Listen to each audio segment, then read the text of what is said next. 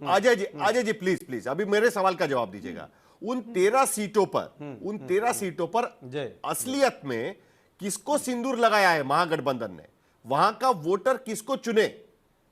आपका भी उम्मीदवार होगा, आरजेडी का भी उम्मीदवार होगा, आपका भी उम्मीदवार होगा, सीपीआई का भी उम्मीदवार होगा, आरजेडी भी होगी, वीआईपी होगी, तो कंफ्यूज नहीं हो जाएंगे? कैसे चुने वहां पर? किसका संदूर सही माने उसमें? कोई कंफ्यूजन नहीं है। जनता ये तय कर चुकी है कि भाजपा और एनडीए जो राष्ट्रीय धोखेबाज अलायंस है, इसको सिंदूर नहीं लगाना है। इसके अलावा जो हमारा उम्मीदवार है, कुछ लोग अभी बातचीत हो रही है, कुछ लोग विड्रॉ करेंगे या बैठेंगे या बाद में हम लोग तय कर देंगे कि अशोक कौन गहलोत जी ने बोल दिया मजबूत अब होगा फ्रेंडली फाइट, साथ महागठबंधन का साथी। तो कह रहे 243 जगह है, कुछ जगह पर हो जाएगी फ्रेंडली फाइट, तो हो जाए, कोई दिक्कत नहीं है। कोई दिक्कत नहीं है। नवल शर्मा जी फ्रेंडली रहेंगे। आप कुछ जवाब देना चाह रहे हैं? से फाइट कर नहीं, बिल्कुल हम फ्रेंडली रहेंगे और एनडीए से फाइट करेंगे। साहिल जी, एनडीए साहिल जी ना, अभी तक दोस्ताना फाइट दीजिए, ज्यादा नहीं, 1 मिनट। साहिल जी अभी जल्दी से 10 सेकंड सर, मैं वापस आऊंगा आपके पास। अजय जी, नवल शर्मा जल्दी से। जी अभी तक अलायंस तय नहीं हो पाया है, सीएम का चेहरा तय नहीं हो पाया है। फ्रेंडली फाइट मतलब क्या? दाहिने हाथ से हाथ मिलाएगा और बाएं हाथ में खंजर को छुपा कर रखेंगे। मुस्कान लोगों के लिए, कैमरे पर मुस्कान और बूथ पर जाकर एक दूसरे के वोट बैंक में सेंधमारी। अरे ये तो बताइए कि जब रिजल्ट निकलेगा 14 नवंबर तो आप लोग किसके जीत पर मातम मनाइएगा और किसके जीत पर खुशी मनाइएगा? आपस में आपसी अविश्वास का घोर माहौल। ये फ्रेंडली फाइट क्या होता है? बिहार की जनता, हकीकत ये है साहिल जी कि बिहार में एनडीए की प्रचंड आंधी बह रही है और राष्ट्रीय जनता दल कहीं और महागठबंधन कहीं लड़ाई में नहीं है। इसीलिए तेजस्वी यादव जी हार की हताशा में डिस्परेट होकर कभी कुछ घोषणा करते हैं, कभी कुछ घोषणा करते हैं, जबकि उनका इतिहास उनको समर्थित नहीं करता है। 17 महीने हमारे साथ रहे और ये 17 महीने की बार बार दुहाई देते हैं कि हमने 17 महीना में ये किया। पूरे देश ने देखा कि आप एक मंत्री थे, स्टीयरिंग सीट पर माननीय नीतीश कुमार जी थे, तो हमने नौकरी दिया। कौन नौकरी दिया भाई? मंत्री नौकरी देता है, सारा श्रेय मुख्यमंत्री के खाते में जाता है। अगर मंत्री ही श्रेय लेंगे तो मुख्यमंत्री और प्रधानमंत्री बैठ के झाल बजाएंगे। किसको बेवकूफ बना रहे हैं? तो आपकी शैक्षणिक योग्यता का भी पूरा देश दिख रहा है। नौकरी के प्रति बस एक लाइन और अंतिम लाइन साहिल जी, अंतिम लाइन 10 कि नौकरी के बदले लोग यह भी देख रहे हैं कि नौकरी के बदले जमीन के मामले में ही अदालतों का चक्कर लगाते आपके नेता की दिनचर्या बीत रही है। तो आप क्या खाक नौकरी दीजिएगा? आप तो जमीन लिखाने में अपने सगे संबंधियों को भी नहीं छोड़े। अति पिछड़ा महादलित सारे लोगों की जमीन लिखाए आप। और आप जब कहते हैं कि हम, मैं आपको सिर्फ याद दिला दूं नवल शर्मा जी, मैं आपको सिर्फ एक बार याद दिला दूं। दरअसल ये सवाल हमने हमारे बिहार कॉन्क्लेव में पूछा भी था और ये सभी से सवाल पूछा गया था। शबीर अहमद जी यहां पर है, उनको भी इसके बारे में पता है, बिहार के पत्रकार भी इसको लेकर जानते हैं। बिहार की आमदनी आज की स्थिति में 3.17 लाख करोड़ की आमदनी है और आज की स्थिति में बिहार की तिजोरी पर सबसे बड़ा बोझ अगर किसी का है तो 1.3 लाख करोड़, 12-13 लाख करोड़ आपकी सैलरी देने में निकल जाती है, तनख्वाह देने में निकल जाता है। और जो चुनावी वादे आपने किए हुए हैं और जिसके आधार पर आप पैसे दे रहे हैं, उसमें भी एक तिहाई हिस्सा चला जाएगा, तो उसी से कंपीट करना पड़ेगा तेजस्वी यादव को। तो जो आपके वादे हैं उससे भी बहुत ज्यादा खर्चा होने वाला है, आप इस बात को मत भूलिएगा।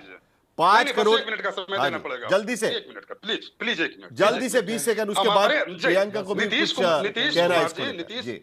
नीतीश कुमार जी एक बेहद ही पढ़े लिखे संजीदा नेता हैं और बिहार का विकास उन्होंने किया है, सारे देशवासी गवाह हैं। और आप मेरे नीतीश कुमार जी और तेजस्वी यादव जी के वादों की तुलना क्यों कर रहे हैं? हमारे यहाँ जो भी घोषणाएं हुई है, सारी घोषणाएं बजट में पूर्व नियोजित हैं। जैसे महिलाओं के लिए घोषणा हुई है, तो भाई साहब एक तो कि केंद्रीय अनुदान और बजट में लाइन आइटम के रूप में सारी बातें दर्ज हैं। आप बजट तो देखिए, बिजली सब्सिडी बजट में लाइन आइटम के रूप में दर्ज है, फ्री बिजली की घोषणा, वो सब बजट में लाइन आइटम के रूप में दर्ज है। और आप हमसे कोई एक सवाल पूछे, मैं हर एक सवाल का माकूल जवाब दूंगा, तार्किक जवाब दूंगा। ये तेजस्वी यादव जैसी घोषणा नहीं है। नीतीश कुमार जी की सारी घोषणाएं बिल्कुल व्यवहारिक और बिहार उनकी घोषणाएं बजट में दर्ज है, भले उसमें बजट का 1/3 हिस्सा चला जाएगा, लेकिन आपकी योजनाओं के लिए जो ऊपर से खर्चा आएगा, आप यहां पर चुनावी घोषणाएं कर रही है प्रियंका भारती। साहिल जी, बिहार के ही पत्रकार ने बड़ा खुलासा किया था कि नीतीश कुमार जी के जो गार्ड हैं उनकी भी संपत्ति 200 करोड़ की हो गई है। ये बजट में था क्या 200 करोड़ का जो संपत्ति हुआ है?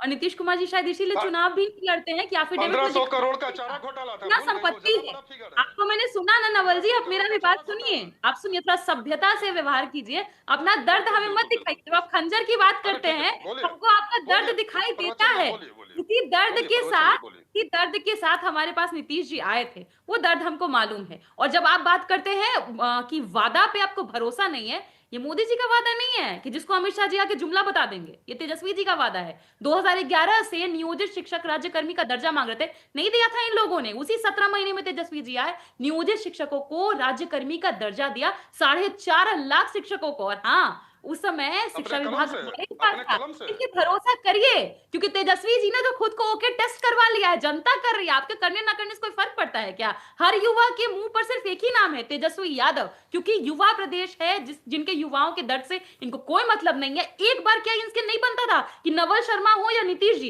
एक बार सवाल पूछ लेते अश्विनी वैष्णव से, क्यों अश्विनी जी आज भी बिहार का व्यक्ति लेकिन बात सीट में बंद होकर के बिहार आ रहा है? आपने पूछा ये एक सवाल बात कि तो प्रियंका, 12,000 प्रियंका, चल रहा है। प्रियंका, हाँ। एक बात तो आपको माननी पड़ेगी, एक बात तो माननी पड़ेगी। कहीं ना कहीं आपको भी डर सता रहा है कि जो 10,000 रुपए दिए गए हैं, सीड कैपिटल हो या जो भी हो, उससे चुनाव के परिणाम बदल सकते हैं। यह डर है, यही वजह है ना जिसके वजह से आपने तुरंत कह दिया कि भाई भाई हम लोग भी 30,000 रुपए देंगे, हम भी तनख्वाह बढ़ा देंगे, 15,000 का 30,000 कर देंगे। ये भी तो डर है ना कहीं ना कहीं। बिल्कुल नहीं, बिल्कुल नहीं साहिल जी। ये तो आप बोली लग रही है ना कि अच्छा हम 200 देंगे, आप 125 देंगे। नहीं, बिल्कुल नहीं।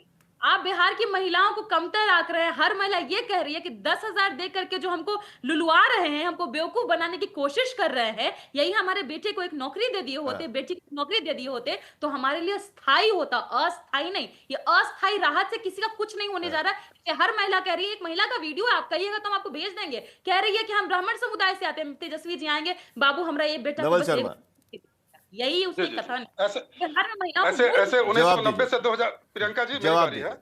1990 से 2005 के बीच के कई सारे ऐसे दृष्टांत हैं और कई सारे ऐसे वीडियो भी हैं पीड़ित माताओं और बहनों के, जो सुनने पर लोगों के, देशवासियों के रोंगटे खड़े हो जाएंगे। ये अतीत है इनका। और ये प्रियंका जी बता रही थी डिबेट की शुरुआत में, साहिल जी आपने गौर नहीं किया, प्रियंका जी ने आपको एक कैलकुलेशन समझाया कि बिहार में जितनी जीविका दीदियां हैं उनको कैलकुलेट कीजिएगा 15,000 से, तो राशि आएगी 225 करोड़ रुपया।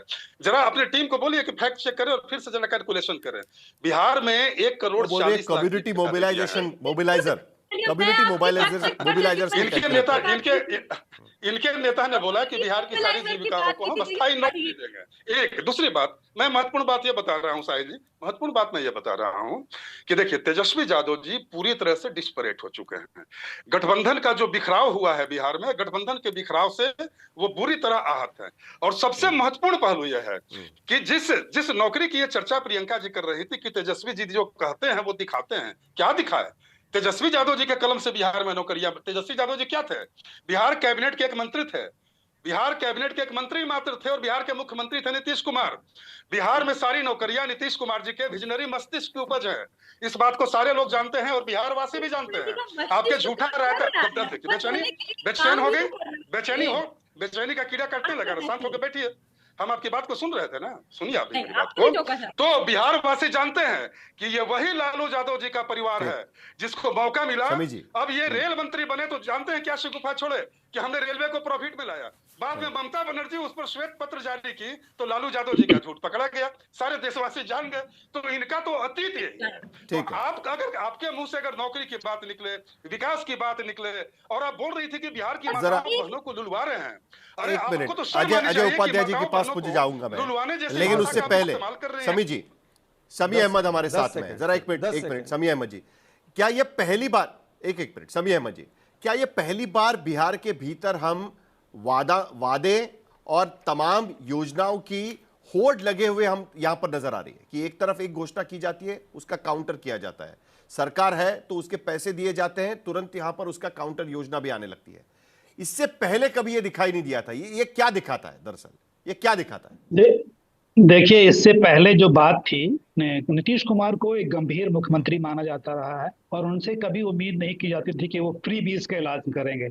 वो हमेशा बिजली मुफ्त देने के खिलाफ रहे हैं और जो बात अभी सामने आ रही है वादे करने की, तो मुझे याद है कि 10 लाख नौकरियों का वादा तेजस्वी यादव ने किया था। उस वक्त उनको बहुत ट्रैक्शन मिला था, उनको अच्छा सपोर्ट मिला था। लेकिन इस बार जो वो वादा कर रहे हैं एक हर घर में एक नौकरी का, उस पर थोड़े सवाल खड़े हो रहे हैं। और जो जीविका दीदी वाली बात है, देखिए बात ऐसी है कि अगर ये बजट में था तो ये 5 साल के बाद बजट में क्यों सामने आया कि 10,000 रुपया हम देंगे। और सवाल भी लोग कर रहे हैं कि 10,000 रुपये से कौन नौकरी शुरू होती। लेकिन मैं एक बात बताना चाहता हूं आपको कि उस 10,000 रुपया को निकालने के लिए आप चले जाइए बैंकों में, वहां महिलाओं को भीड़ मिलेगी आपको, ठीक है। तो उसका तो प्रभाव है, और उसका प्रभाव इसलिए है क्योंकि नीतीश कुमार या उनकी टीम को ऐसा लगा था कि उनका शायद ग्राफ गिर रहा है। तो लोग बताते हैं कि उसकी वजह से उनका ग्राफ कुछ ऊंचा हुआ है, इसमें कोई शक नहीं है, क्योंकि उन्होंने पैसे दिए सीधे। अब ये मसला खड़ा हो रहा है कि ये जो पैसे मिले हैं वो मुफ्त में मिले हैं या उनको वापस करना है। अगर उनको वापस करना है तो मुझे लगता है कि आम जो कर्ज ले रही हैं महिलाएं, उनको इसका एहसास नहीं है। अगर वो वापस करने का मौका उनको मतलब मांगा जाएगा पैसा, तो उनके लिए दिक्कत होगी।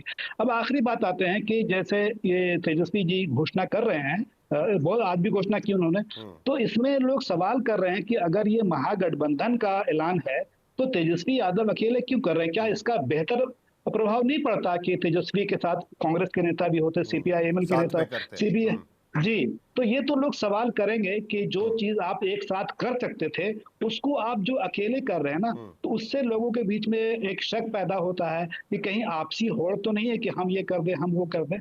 तो जो एक अच्छा काम तेजस्वी यादव कर रहे थे, शायद उसका प्रभाव बेहतर होता अगर वो सबके साथ मिलकर करते। लेकिन जीविका दीदी की कॉन्सेप्ट जो है वो तो नीतीश कुमार लेकर आए थे। अब उस कॉन्सेप्ट को इंडोर्स करने की कोशिश एक तरीके से नजर आती है। वो कह रहे हैं कि हम 30,000 करवा देंगे, जो तनख्वाह 15,000 मिलती थी मोबिलाइजर को, कम्युनिटी मोबिलाइजर को, वो 30,000 करने की घोषणा करना, ये कहीं ना कहीं उसी योजना को सही योजना है इस तरीके से करार देना, यही हो जाता है ना समी जी?